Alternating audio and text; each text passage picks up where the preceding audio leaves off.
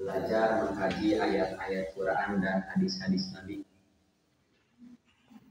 Sebelumnya, karena kita baru bertemu lagi setelah libur Lebaran, saya haturkan doa tahniah untuk semuanya. Taqabbalallahu minna. Mudah-mudahan Allah Subhanahu wa taala menerima amal ibadah kita semua. Mudah-mudahan mengampuni seluruh dosa-dosa kita dan memaafkan segala kekurangan dan kehilapan kita.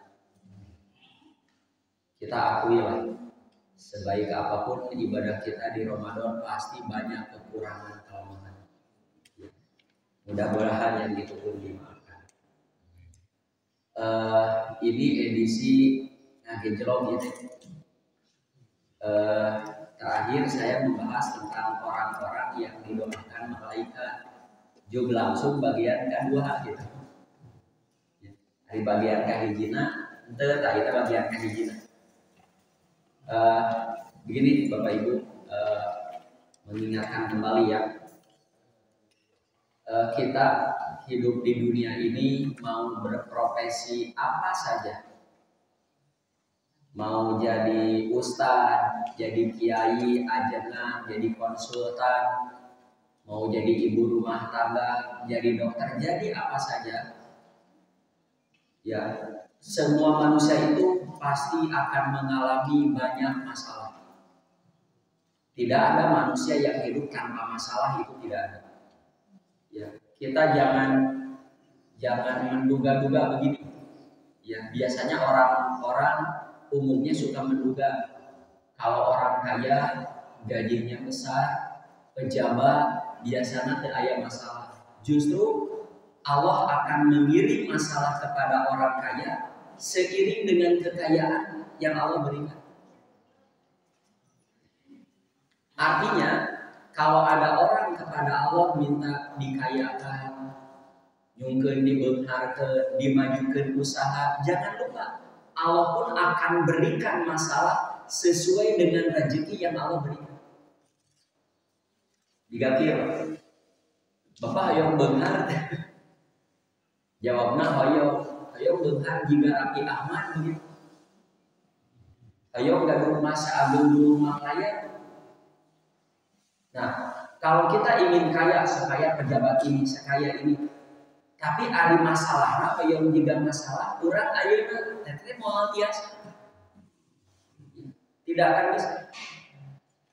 Jika jalmi hayang jadi gubernur, ari masalah hayang jadi tukang cukur.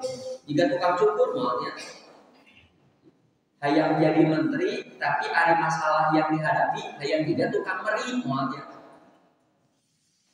Setiap orang hidup itu punya masalah. Nah, setiap orang menghadapi hidup dan masalahnya kedah cerdas.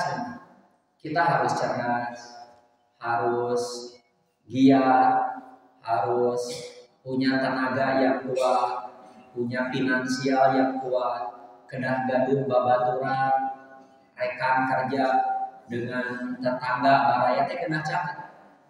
Ya. Nanti di saat ada masalah itu bakal ngabantosan. Nah, namun ya jangan lupa tidak semua masalah beres dengan uang kita. Tidak semua masalah beres dengan harta kita, tenaga kita, kecerdasan kita. Banyak masalah manusia yang di luar jangkauan kemampuan.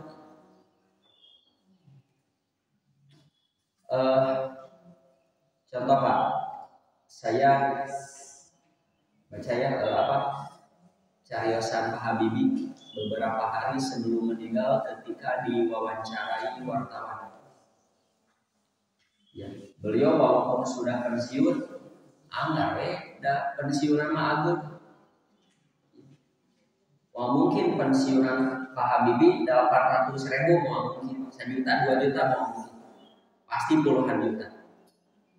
Pensiunannya besar, rumahnya besar, cerdas, gaduh sagala. Beliau sakit. Dengan sakitnya itu kalau ada dokter hebat di dunia ini, beliau bisa undang ke rumahnya dan dibayar.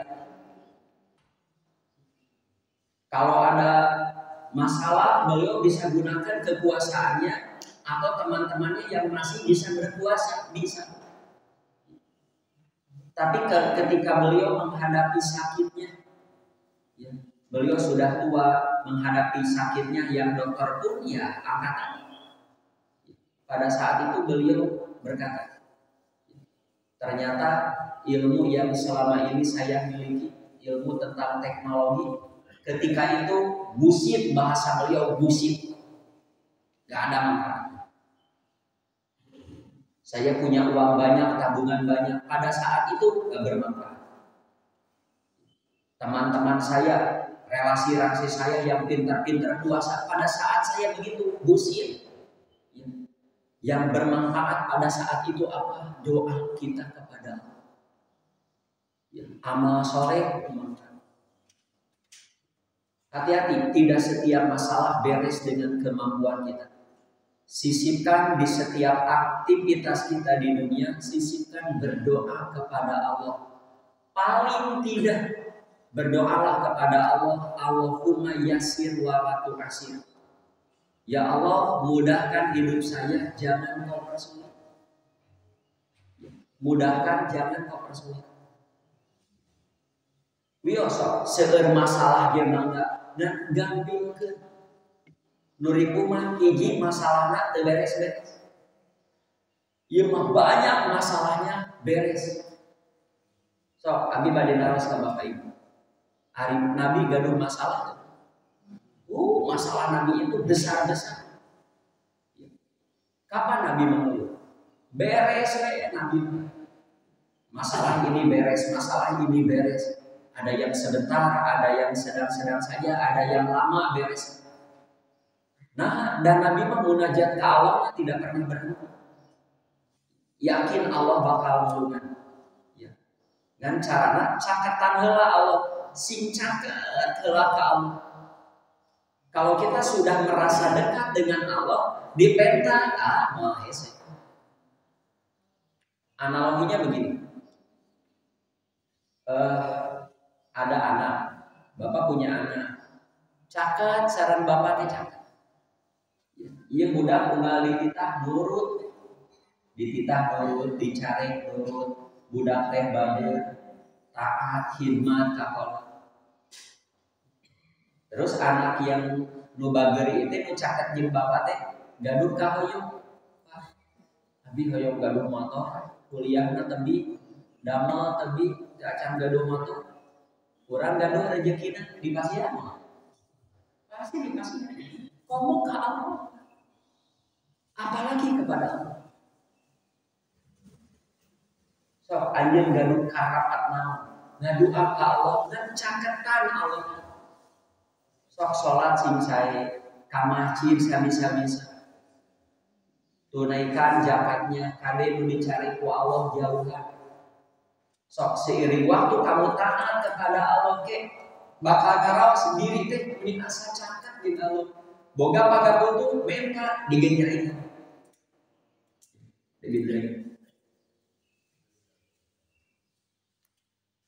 Sok ayeuna urang kamu makalah. Nah, iya mah orang-orang yang didoakan malaikat.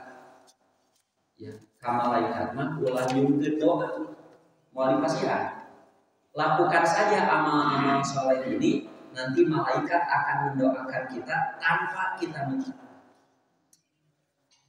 Anu kahiji dipayunnya bagian kedua di bagian pertama ngage doa. Nanti bulan depan bagian ketiga.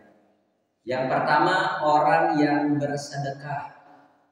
Nah, saya baca artikel orang lain, sedekah nanti kudu sedekah pagi hari, sedekah subuh. Nah, saya aneh di dalam hadisnya tidak ada bahasa sedekah subuh. Anu subuh teh doa malaikatnya. Sedekah nama mau subuh, mau pagi, mau siang, mau sore, mau malam. Sedekahnya maka doa malaikatnya setiap subuh. Ya, bahasa hadisnya Dari Abu Hurairah, Nabi SAW bersabda, "Mamin yaumin yusbihul ibadu fihi ila malakani yanzilani." Ketika seorang hamba berada di setiap pagi, di setiap masuk waktu subuh, ada 2 malaikat turun setiap pagi, mau hari Senin, Selasa, setiap pagi tanpa terkecuali ada 2 malaikat turun. Dan 2 malaikat ini berdoa dengan doa yang berbeda. Yang satu doanya baik, yang satu doanya buruk. Nah, ini doa baik adalah. Nah, malaikat yang satu berdoa begini, bahasa hadisnya, Allahumma a'ti munfiqon kholafan. Ya Allah, berikanlah ganti pada orang yang gemar berinfak. Ya Allah, eta jalmi sok infak pasihan gentosna. Bapak Ibu, kira-kira numutkeun Bapak Ibu, lamun malaikat ngadoa diijabah moal Allah. Pasti. Ya Allah, ya, eta nu sok infak pasihan gentosna. Malaikat yang lain berdoa dengan doa yang jelek, doa sabalikna. Allahumma a'ti mumsikan talafan. Ya Allah, berikanlah orang yang pelit, mumsikan itu pelit, ya, yang menahan wae hartanya, zakatnya, biaya ke keluarganya pelit, berikanlah talafan, kehancurannya, kebangkrutannya. So, nu kahiji ngadoakeun sae, nu kahiji ngadoakeun awon. Nah, menurut Ibnu Battal aya keterangan. Beliau menyebutkan bahwa yang dimaksud dengan infak di sana adalah infak wajib. Sanes infak sunat. Jadi orang yang punya kewajiban berinfak teu dikaluarkeun, maka bakal didoakan jelek. Orang yang punya kewajiban infak wajib lalu dikeluarkan, maka oleh malaikat akan didoakan dengan doa yang baik. Apa doanya? Pasihan gentos. Pak, menurut saya yang dimaksud ganti di sini adalah ganti di dunia. Ganti di dunia. Punten Pak, kada mengolah sedikit. Saya Pak secara pribadi setuju kepada dakwah seorang ustaz yang viral gini. Sok infak, kayak digentosan, ya. Hayang gaduh motor anyar, infakkeun motor bututna. Hayang gaduh mobil anyar, infakkeun mobil bututna. Hayang boga pamajikan anyar, infakkeun gitu pamajikan. Kan itu sampai viral kan rame. Itu betul sebetulnya. Nu lepat mah, ya.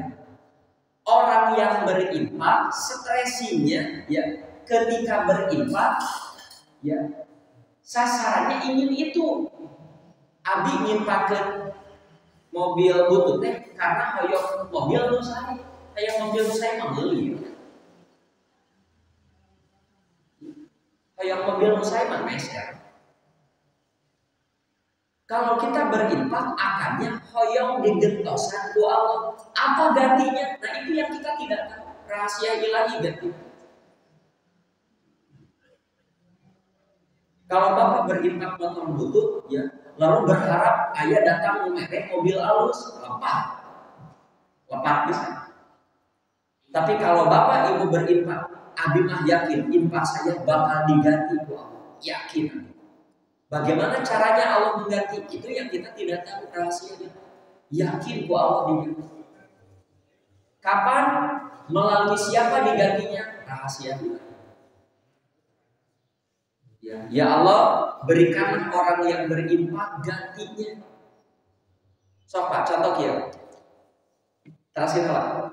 Infak wajib ini seperti infak kepada keluarga dan nafkah untuk menjalin hubungan kekerabatan silaturahmi. Hadirin hadirat rahimakumullah. Pak, Bapak perhatikan. Kalau ada seorang bapak Nu bager teh ka istrina bager, ka anak-anakna bager. Kalau anak dan istrinya punya kebutuhan, punya keperluan secara sok daya. Sok memang perlu sabar-sabar aja sok aja. Seorang suami yang bager ke anak istrinya, ku bapak perhatoskan rezeki suami yang begitu ayah aja. Keperluan anak istrinya, sok balanya sok peryogi acuh bager ayah bager rezekina ayah diganti sok perhatikan. Juga bapak bisa perhatikan yang sebaliknya. Perhatikan sebaliknya seorang bapak nu pendit ke anak jeung ka majikan. Entah wae cukup eta ge budakna jajan wae padahal aya pendit we di atas saya diberikan sedini mungkin. Kalau kita bisa memberikan yang bagus, nah nunggu. Kalau orang bisa mun beas bisa beli pandan wangi, nah bikin ka kudu beas bagia. Kalau kita bisa pamulikeun baju nu alus, pantas alus, nah nih kudu butut. Ayo pasikeun digantian uang. Saya bukan satu dua Pak memperhatikan orang begitu. Orang nu balager ke anak pamajikan bager, rezekina aya we najan teu loba aya we keperluan untuk anak istri. Tapi nu pendit boga gawe yang punya gaji, tapi dia tidak berikan ke istrinya dengan alasan kan mana boga gawe gaji lebih gede. Pak, kira sana sorangan ini. Rezekina teh hese. Saya perhatikan sanes batur Pak di keluarga besar saya ada laki-laki anu pendit di kamar majikan. Kitu rezekina. Ngalah saeutik di berena. Nu pendit tara merek hese rezekina. Asli gitu. Tapi nu bager aya. Saya punya saudara yang istrina tara masak. Padahal saudara saya ini sama seperti saya pengajar. Istrina tara masak dengan alasan Korea. Tapi lamun kamu bebersih, abdominal teh bersih. Urang lamun kamu bilang di salah-salah gitu aya deui. Ngan tara masak pernikahan sudah 25 tahun, kompor teh beuteuh. Lamun aya kemasihan ranginna dan 2 tahun mah aya teh digoreng dengan alasan Korea. Sehari-hari begitu. Makanan masakan yang jadi ayeuna mah komo zaman GoFood we kiri terbayang berapa pengeluaran untuk makan sana. Pasti jauh lebih mahal. Dan untuk bager si suami ini lihat yang istrinya punya kelemahan dari sudut ini kamu masak malas. Nentara masak. Padahal lamun istrina masak karasa teh angin kacang tapi karasa teh angin kacang. Ya sayur kacang sederhana ahli. Atau teh padahal lamun istrinya kali-kali masak meuli atuh nuhunnya. Tapi umumna ngorek. Sampai anak-anaknya seringnya teh makan ini daging olahan enak. Daging olahan nugget gitu. Kan itu sosis kan awal ya. Tapi lantaran bager tidak memperdulikan kepada kelemahan istrinya kasihan. Patuh GoFood datang, makanan datang bayar. Rezeki nanti ya sabarina ieu pendit ke pamajikan aja. Begitu juga yang baik kepada keluarganya. So, Bapak Ibu perhatuskeun. Kalau ada acara keluarga, silaturahmi keluarga biasanya pada lebaran atau ada pengajian keluarga. Sok perhatuskeun di keluarga Bapak lamun aya nu bager. Tiap acara diundang bios tuangna di abi. Bios tempatna di abi toh. Ti abi. Ya, aya we rezeki untuk ngasih kepada saudara-saudaranya. Ku Bapak oge perhatuskeun rezeki orang begitu aya. pengalaman pribadi ya. Saya seminggu sekali suka ada pengajian keluarga. Asal lama saya punya keponakan, Mam, tapi kalau ngaji beripat lah di rumah. Ayo nanti maghrib ke isya, ayo duaan suami istri. Kadieukeun ulah duaan geus urang ngayakeun pengajian keluarga. Cobi di-share ka saeuh abi rai raka aya 4. Alo sadayana ngiring jumlah jamreh teh aya 25 jalmi. Tiap Senin sesudah sholat maghrib berjamaah sampai isya. Terus beres ngaos tarwa 25 jalmi seminggu sekali tua. Tarang ibu tak datang teh saya kasih makan. Ayam we rezeki jam nyubuhan teh. Rezeki jam nyubuhan teh ayam. Sok ieu mah sanes pendapat abi ieu saur nabi. Malaikat setiap pagi akan mendoakan, ya Allah berikan gantinya orang yang selalu beriman. Nu bager ka anak istrina, nu bager ka keluargana, pasihan gentos. Dan yang seperti ini nyata. Sok anu bager ya. Naon teh aya, nabi gaduh jamaah eta mah tiap pangaosan sok aya di bumi nanti pangaosan saminggu 2 kali Salasa sareng Jumat. Jadi sekali ngaos ustadzna 2 di jam 8 dugi ke jam 10. Jadi ustadz pertama jam 8 dugi jam 8 ustadz kedua gitu. Nah, sate acan ngaos teh ngopi heula. Biasana ngopi nanti kukuluban, kacang, win ka ditu kudu. Ngaos tos ngaos ge beres ngaos dituangkeun. Itu sudah berjalan bertahun-tahun. Ayah dan sekali pangaosan saya lah antawis 2 dugi ka 4 juta tiap ngaos begitu. Eta rezeki bertahun-tahun ayah. Si bapak ini lamun tenang jeung saudara-saudara tara hilang ngebelah. Ya komo ka ibuna.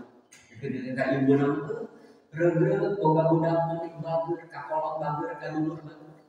Rezekina teu seep. Pernah turun, dibegeur ka bumi kontrak, tapi sakedap ka Allah muntah ya Allah, abi teh aya ulungan cangkat deui. Tuh, hal ini juga ditegaskan oleh Allah dalam Quran surat As-Saba ayat 39. A'udzubillahi minasyaitonir rajim. Qul Muhammad katakan kepada orang-orang, Inna Rabbi yabsutu rizqa liman yasha'u min ibadi wa yaqdirulah. Sesungguhnya Tuhanku yang melapangkan rezeki bagi siapa yang dikehendakinya di antara hamba-hambanya, juga Allah juga yang menyempitkan rezeki siapa yang dikehendakinya. Jadi seorang yang luas rezekinya, sempit rezekinya ku Allah. Orang yang luas rezekinya bukan karena dia hebat. Orang yang sempit rezekinya bukan karena dia bodoh. Allah yang melapangkan dan menyempitkan rezeki. Kadituna wa ma anfaqtum min syai'in, siapa saja apa saja yang kamu nafkahkan, fa huwa yukhlifu, Allah akan menggantinya, wa huwa khairur razikin, dialah pemberi rezeki yang sebaik-baiknya. Nah, hadirin hadirat Bapak Ibu sekalian, maksud ayat ini begini.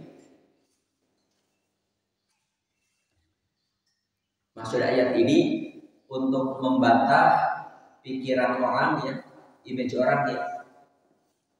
Lamun orang rajin tulang tulung beak atuh karena mau bogana naon apa cek Allah. Kamu punya apa-apa, kamu usaha maju, lain ku rajin ibadah. Ya, begitu juga orang miskin itu karena banyak bersedekah, karena banyak berwakaf, bukan. Orang lapangnya rezeki ku Allah, sempit rezeki ku Allah. Apa yang kamu infakkan, kamu mau sedang lapang, kamu sedang sempit, kamu menginfakkan digantian. Ya, salah. Ya, kalau orang kaya teh lantaran cara infak, karena rek infak tabungkeun, rek infak terjadi tabungkeun. Jadi benar apa? Orang kaya bukan karena menahan infak. Begitu juga orang miskin, bukan banyak orang yang mengeluarkan harta seket. Nggak ada orang miskin.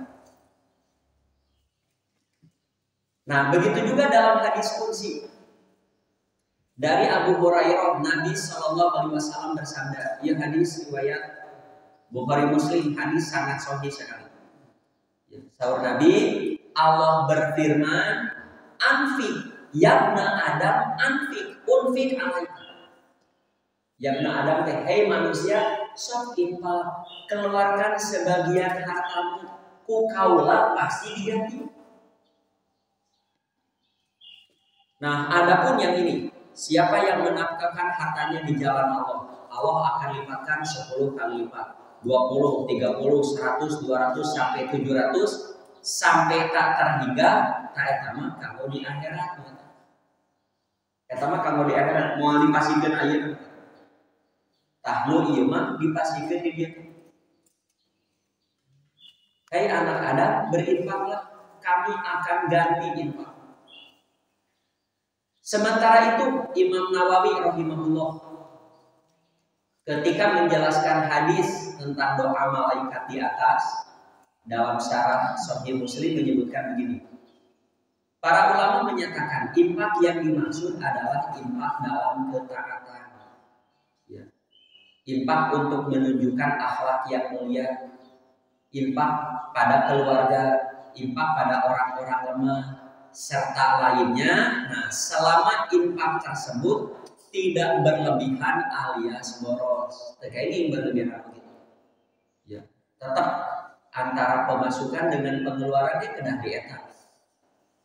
Yo seepkeun ayeuna enjing mah kumaha engke ulah ku Nabi dia tidak diizinkan. Ya, kecuali Abu Bakar. Abu Bakar mah pernah menginfakkan seluruh hartanya yang ada di widian ku Nabi.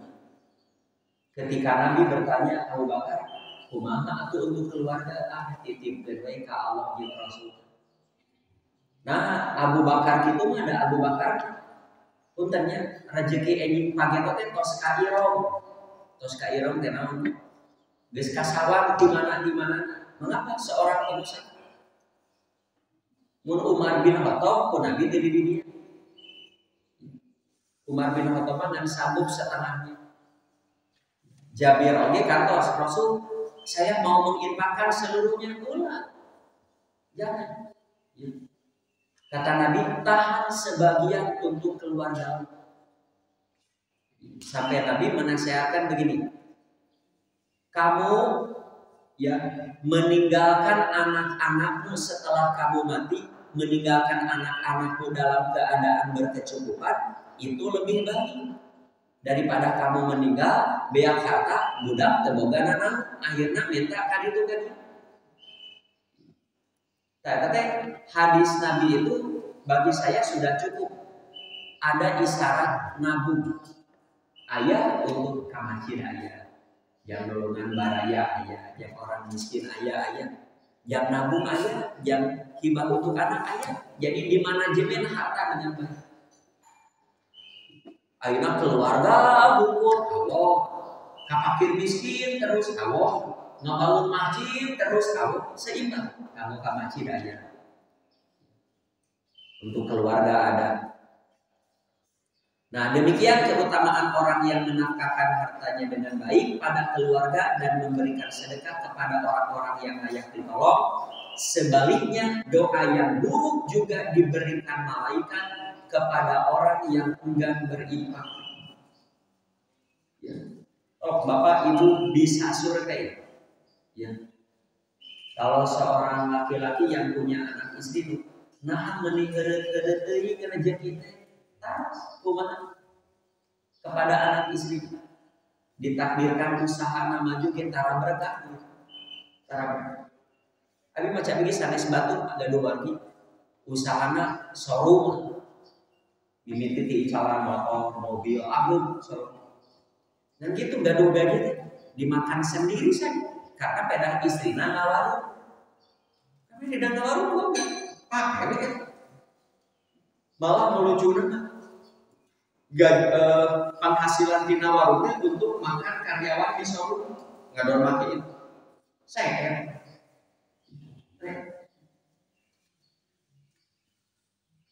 lagi punya saudara yang punya anak 4 ya. Tapi hidupnya kerja di pabrik gaji pas-pas ya. Tapi bagaimana pokoknya budak paling tidak tamat SMA, paling tidak pokoknya kudu tamat SMA ulah jika bapak STD tetap mereka mah kudu tamat bageur ke anak istri tamat ayah aja. So, salah satu orang yang didoakan malaikat yang kedua, nah, mudah-mudahan kita sekarang orang yang menuntut ilmu dan duduk di majelis ilmu. Dina riwayat sanesma doa malaikat tinggawitan angkat ke majelis taklim selama di majelis taklim sampai pulang. Dalam riwayat lain ada keutamaan begini. Siapapun yang meninggal dalam proses belajar mengajar Al-Quran, belajar mengajar hadis, dalam proses itu dia meninggal, kata Nabi, fahuwa syahid, matinya mati syahid. So hadisnya, man salaka thoriqan yabtaghi fihi ilman, siapa yang menyusuri jalan untuk menuntut ilmu, maka Allah akan mudahkan baginya jalan ke surga. Tentu saja. Orang yang selalu memfasilitasi keilmuan, pengajian, madrasah, pesantren, tiap ada kegiatan belajar mengajar agama, mudahkan. Bapak Ibu tidak belajar tafsir, tidak belajar tahfidz Quran, tapi saya support kepada orang yang belajar begitu so fasilitasnya. Ya, bisi kurang bukuna borna dimudahkan. Kita tidak belajar begitu, tapi pahala kita sama dengan mereka. Sesungguhnya malaikat, ya, di saat orang-orang sedang belajar itu, malaikat akan meletakkan sayapnya untuk menaungi penuntut ilmu karena ridho atas apa yang mereka lakukan. Sesungguhnya seorang alim akan dimintakan ampun baginya oleh makhluk yang ada di langit dan di bumi, hingga oleh ikan-ikan yang ada di laut. Kelebihan seorang alim dibandingkan dengan seorang abid biasa, hamba biasa, ibarat rembulan pada bintang-bintang yang lain. Jadi ahli ilmu mah jeung manusia biasa, jika bulan jeung bintang-bintang kan bulan mah mencolok. Sesungguhnya para ulama itu pewaris para nabi. Nah, ya kalau dipanjangkan saya. Jadi para ulama itu pewaris para nabi. Pewaris apa? Para ulama mendapat warisan apa dari nabi? Ilmu, bukan kan? Ya, Nabi tidak mewariskan dinar dan dirham. Nabi mewariskan ilmu. Hartosna para ulama itu tugasnya menyampaikan ilmu dari Nabi, bukan menyampaikan hasil inisiatif pribadi.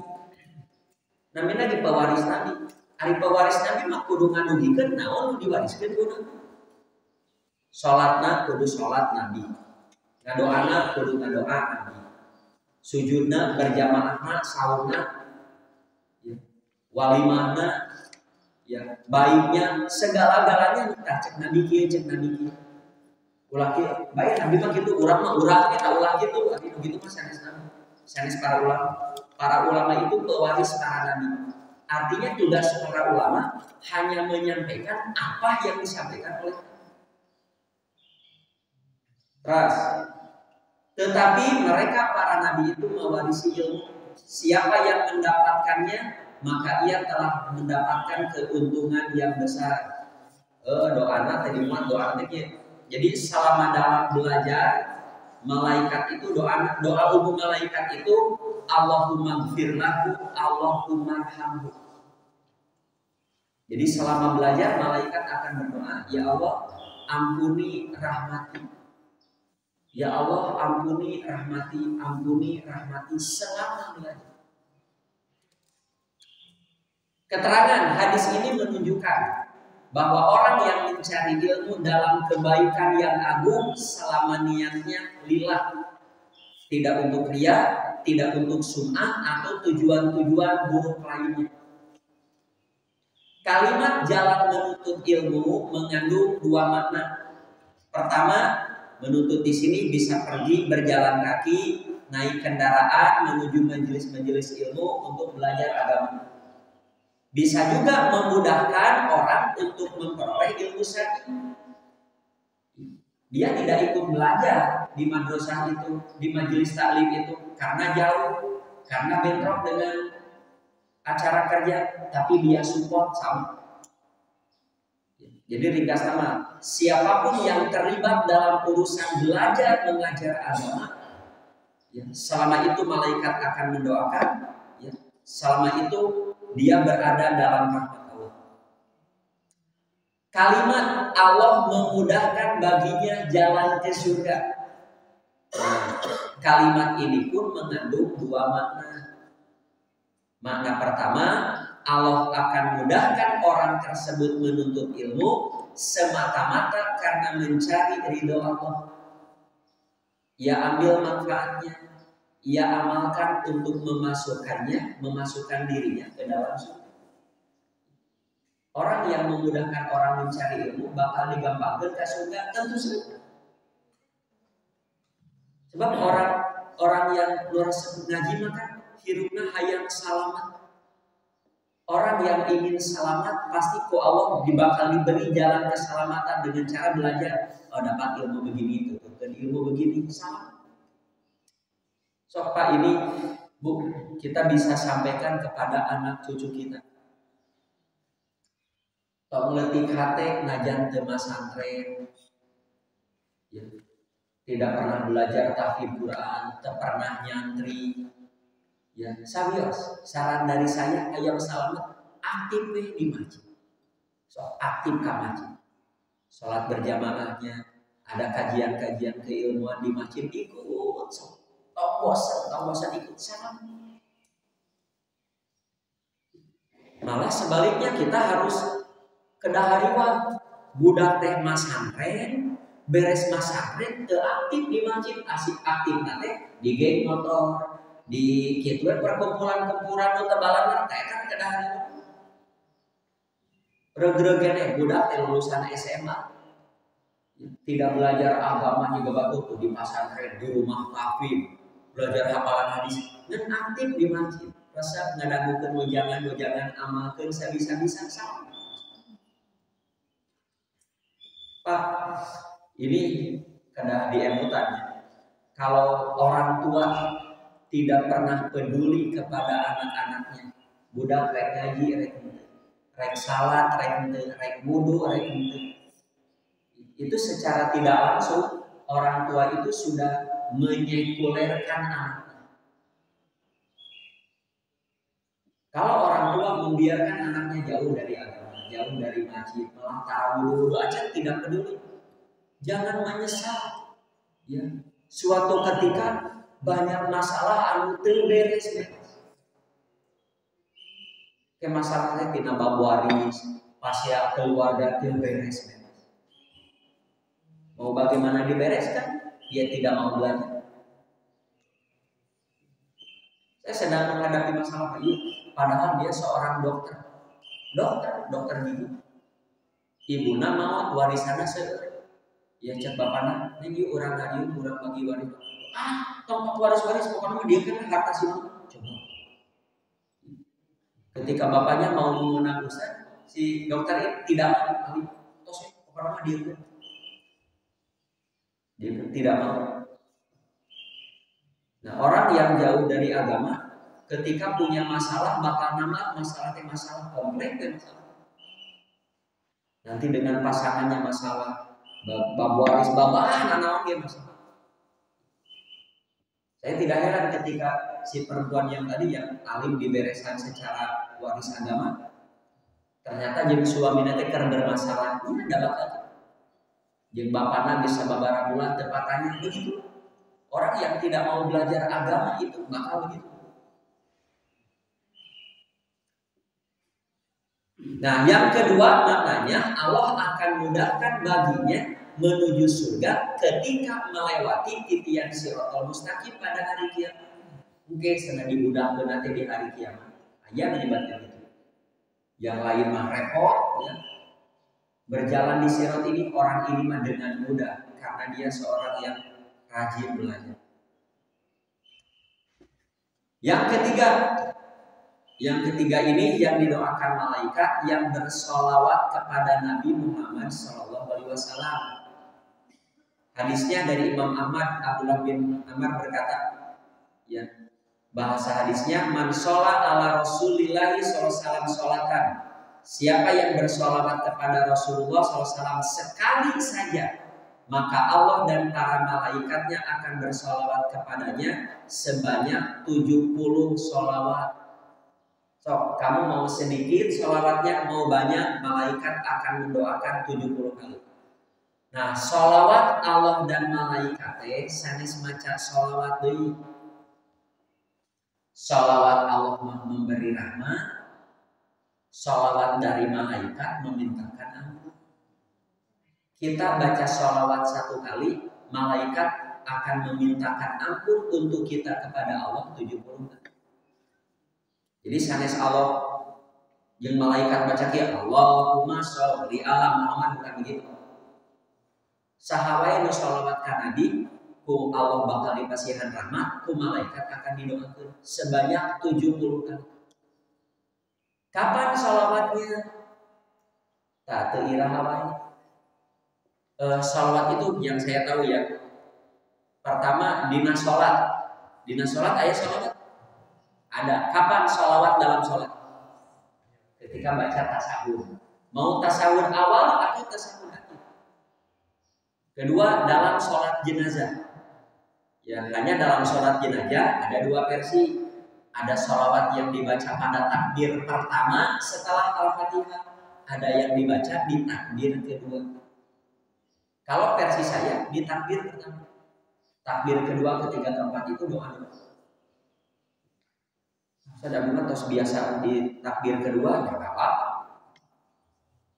Terus setelah azan, kalau muadzin mengumandangkan Allahu Akbar, Allahu Akbar, la ilaha illallah. Nah, walau la ilaha illallah, saena ulah langsung Allahumma rabbal hadhihi da'watina. Tapi bacaannya paling tidak Allahumma sholli ala Muhammad wa ala ali Muhammad. Baru Allahumma rabbal hadhihi da'watina. Hadisnya sahih Pak, riwayat Muslim. Jadi apabila muadzin mengumandangkan adzan, ya setelah itu bersalawat kepada Nabi. Baru Allahumma rabbal hadhihi da'watina. Saat Nabi masuk langsung Allahumma rabbal hadhihi da'watina wa sholatil qa'imah. Tidak apa-apa, dan hanya sunat saja. Tapi kalau kita bisa, mengapa harus dinaikkan? Hanya hitungan detik saja. Jadi muadzin mengucapkan la ilaha illallah, jawab la ilaha illallah, terus Allahumma sholli ala Muhammad wa ala ali Muhammad, paling tidak saja. Diteraskan mangga. Kama sholaita ala Ibrahim wa barik ala Muhammad, terus sampai innaka Hamidum Majid, baru Allahumma rabbal hadhihi da'watina. Terus ketika menyebut nama Rasulullah, qala Rasulullah sallallahu alaihi wasallam di syariat. Sama, ada orang menyebut Nabi sallallahu alaihi wasallam.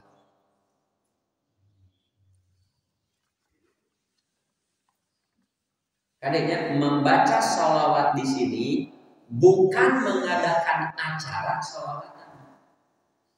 Membaca sholawat itu membaca Allahumma sholli ala Muhammad. Diteraskan wa ala ali Muhammad.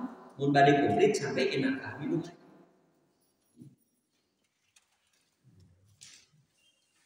Yang terakhir didoakan ku malaikat orang yang tidur dalam keadaan berwudu.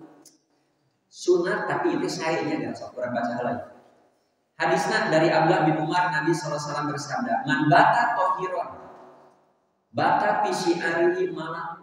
Siapa yang tidur dalam keadaan suci, malaikat akan bersama dalam pakaiannya, di sana ke malaikat.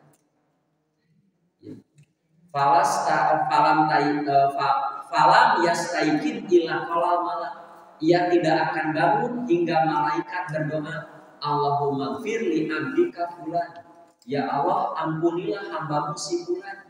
Fa innahu bata tohiron, karena dia tidur dalam keadaan suci. Nah, nanti kalau oleh hadis yang terakhir, sebetulnya dia tidur dalam sebelumnya sudah wudu. Apakah nanti di tidurnya hitut atau henteu? Sawios bade hitut bade henteu. Pokoknya sebelum tidur wudu eta saya. Kadang wudu deui lamun Bapak berwudu tidur. Ya. Pas jam 12 lilir hoyong itu. Kayaknya wudu deui, kayaknya anu bisa sare gitu.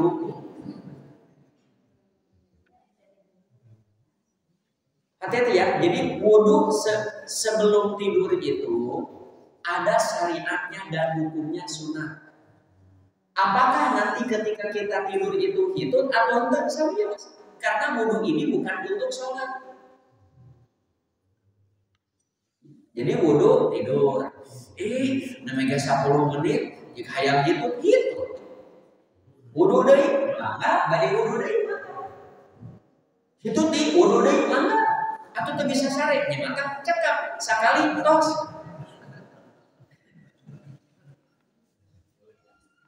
Nah, mengapa saya mengatakan begini? Karena ada hadis begini. Tapi tidak muat jadi menurut roste Umar bin Khattab. Karena wudu sebelum tidur sebetulnya bukan untuk menghilangkan hadas, bukan. Tapi syariat wudu saja. Umar teh junub papunten tos sapatemon wengi berhubungan suami istri. Naros ka Rasulullah, boleh saya tidur dalam keadaan junub, langsung mandi gitu. Punten misalkan bersenggama jam 9 malam, kan lamun mandi jadi seger teu bisa saja. Rasul, boleh saya langsung tidur dan mandi heula? Kata Nabi, boleh. Nya saya cuci dulu kemaluanmu, kemudian berwudu seperti wudu untuk sholat. Menghilangkan hadas tidak wudu yang ini? Tidak, dan junub mah aku ibadah. Sok Umar kena naon tidur dalam keadaan junub, ya. Iksil dakaraka, cuci kemaluan, watawadu di sholat, wudulah seperti wudu untuk sholat. Setelah itu nam wa anta junubun, tidurlah dalam keadaan junub. Kumaha mun maot keur junub? Saminya Mas. Kita masalah malaikat aja nyebutnya wakar junub. Tidak aib ya seorang meninggal dalam keadaan junub, tidak. Wudu sebelum tidur juga disyariatkan bagi wanita yang sedang menstruasi. Seorang wanita menstruasi mau wudu sebelum tidur boleh? Boleh. Dapat keutamaan ini? Dapat. Soket terasendra. Ya kurang terasin. Wudu merupakan salah satu syarat sahnya sholat. Wudu juga bisa dijadikan rutinitas bagi yang ingin menjaga kesucian. Maka bahkan ketika hendak tidur pun ada anjuran wudu untuk menjaga diri dalam keadaan suci karena ada keutamaan. Wudu menjadi alasan kuat agar kita siap dalam keadaan apapun untuk menghadap Sang Khalik. Di samping ada keutamaan besar bagi mereka yang menjaga wudunya. Al-Hafidz Ibnu Hajar Al-Asqalani menjelaskan beberapa manfaat wudu sebelum tidur. Ada banyak manfaat wudu sebelum tidur, diantaranya orang yang tidur dalam keadaan suci agar ketika mati menjemputnya dia berada dalam keadaan sempurna. Hadis ini juga terdapat pelajaran agar kita selalu menyiapkan diri untuk menghadapi kematian. Usahakan bade maot teh siap abdi maut. Nah, amal soleh selalu dilakukan, maksiat selalu dijauhi. Karena dengan menyucikan hati, karena kesucian hati lebih diutamakan daripada kesucian badan. Lebih ditekankan lagi untuk orang yang sedang berhadas, terutama junub, agar bisa kembali segar dan memicu untuk mandi. Junub ibad, sehingga dia bisa tidur dalam keadaan suci dari semua hadas. Kemudian di antara manfaat wudhu ini mengundang mimpi baik dan dijauhkan dari permainan setan ketika tidur. Ya, jadi di antara manfaat wudhu mengundang mimpi baik, terhindar dari mimpi buruk. Nah, tinggal paku hadisnya tinggal. Dari Al-Bara bin Azib, Nabi SAW bersabda, "Idza ataita majja'aka," jika kamu mendatangi tempat tidurmu, fatawaddo wudu'aka li sholat, ya maka berwudulah seperti wudu untuk sholat. Perintah di sini sunat saja ya hukumnya, karena yang wajib itu wudu untuk sholat, itu pun bila sudah batal. Kalau belum batal, nah tidak wajib. Ibu tadi kan wudu sholat subuh berjamaah, ya. Sekedap deui ke bade sholat isra teu wudu heula, boleh tidak? Boleh. Wudu lagi bagaimana? Boleh. Kalau wudu lagi wajib tidak? Tidak, kalau belum batal. Jadi mau sholat saja wudu itu tidak wajib kalau masih punya wudu yang kuat. So, keras ya. Jadi apabila kamu ke tempat tidurmu, wudu seperti wudu untuk sholat, berbalinglah pada sisi kanan badanmu, tak berbalingnya. Jadi ulah nangkung, ulah nangkarak ya. Tidurlah berbaring ke sisi badan yang kanan.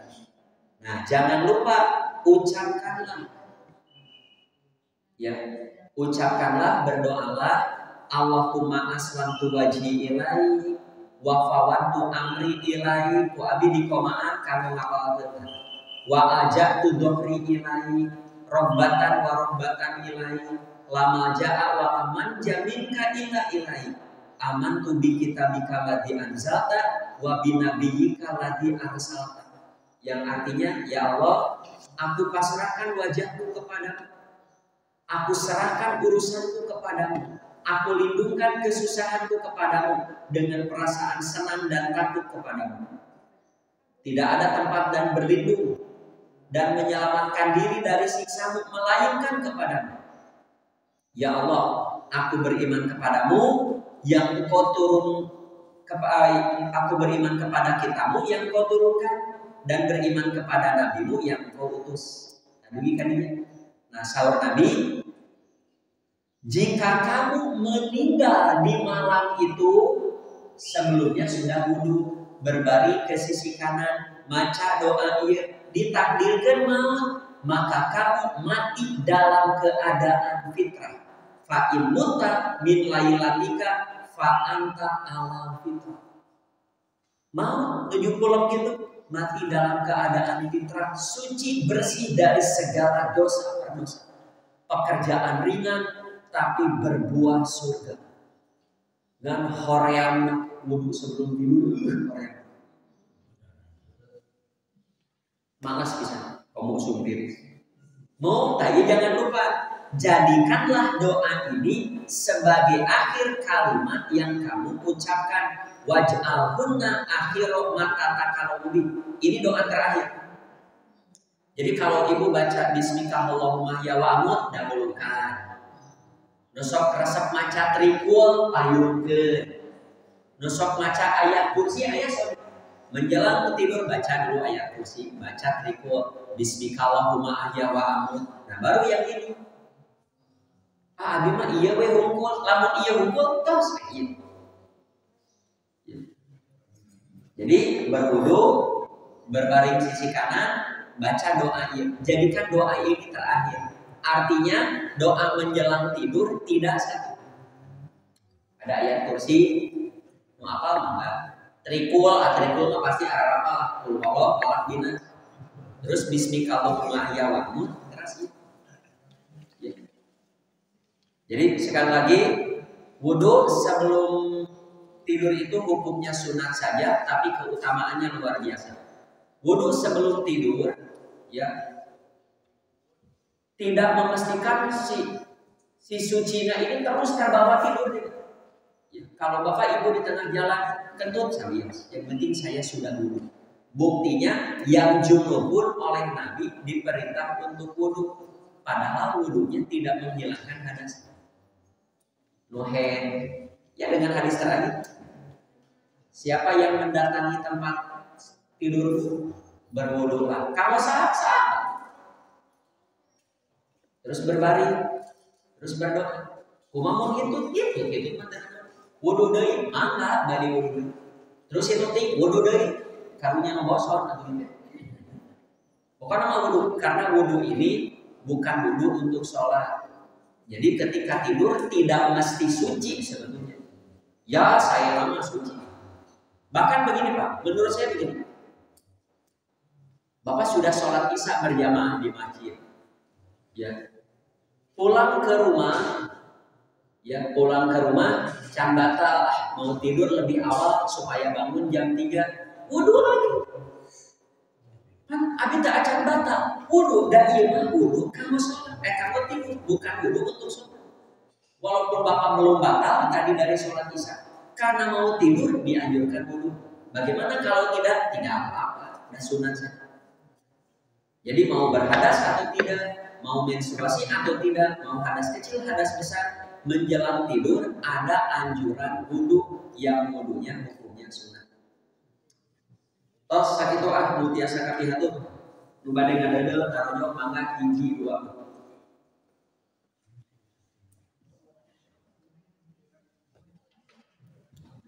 Mangga ibu aya penasaran. Ya. Jadi saya terangkan seperti barusan, memang sok aya nu nerangkeun lamun tos wudu teras tidur gitu kedah wudu deui.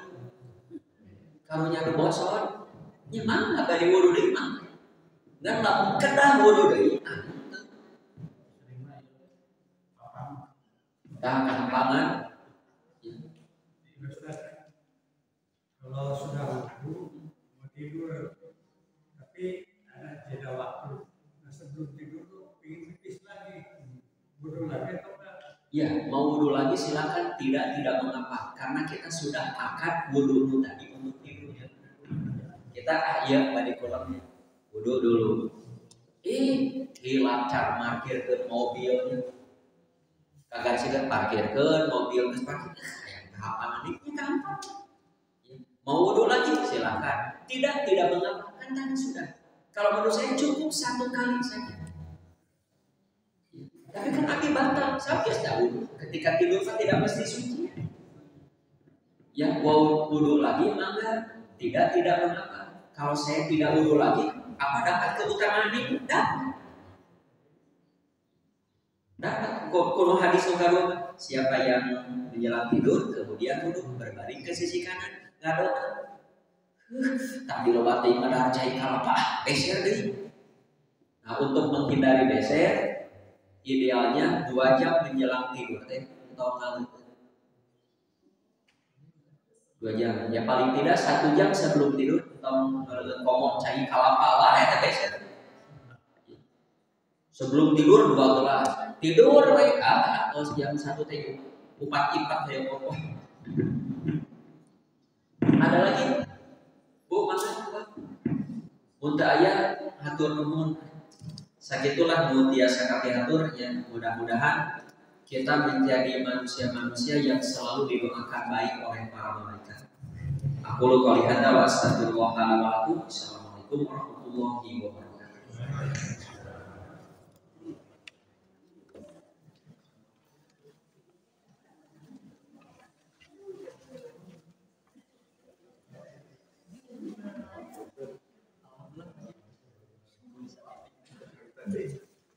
Kalau nabi tak